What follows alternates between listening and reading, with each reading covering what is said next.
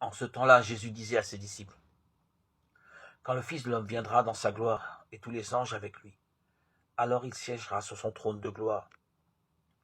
Toutes les nations seront rassemblées devant lui. Il séparera les hommes les uns des autres, comme le berger sépare les brebis des boucs. Il placera les brebis à sa droite et les boucs à gauche. Alors le roi dira à ceux qui seront à sa droite, « Venez, les bénis de mon Père, recevez en héritage le royaume préparé pour vous depuis la fondation du monde. Car j'avais faim, et vous m'avez donné à manger.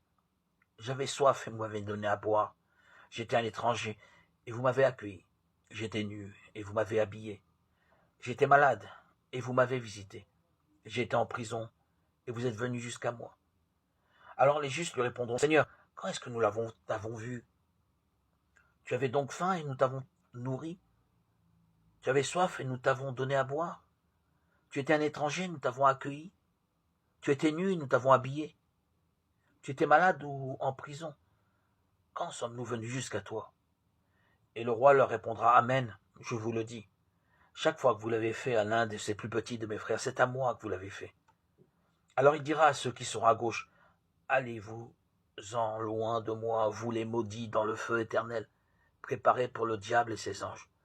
Car j'avais faim et vous ne m'avez pas donné à manger, j'avais soif et vous ne m'avez pas donné à boire, j'étais un étranger et vous ne m'avez pas accueilli, j'étais nu et vous ne m'avez pas habillé, j'étais malade et en prison et vous ne m'avez pas visité. » Alors ils répondront eux aussi, « Seigneur, quand avons-nous vu avoir faim, avoir soif, être nu, étranger, malade ou en prison, sans nous mettre à ton service ?» Il leur répondra, « Amen, je vous le dis.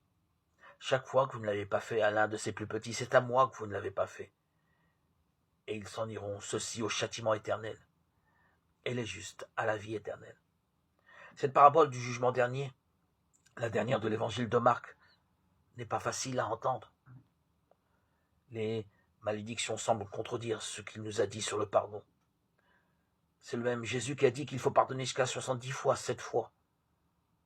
Dans l'évangile, elle est immédiatement suivie par le début de la passion et de la résurrection. Le trône de gloire sur lequel est assis le Fils de l'homme et la croix. Nous comprenons par là qu'il s'est identifié au petit. Sur cette croix, il a donné librement sa vie par amour. Dans son amour, il nous rend justes. Et les justes s'en iront à la vie éternelle. Ce qui compte, c'est la foi en celui qui a été élevé de terre.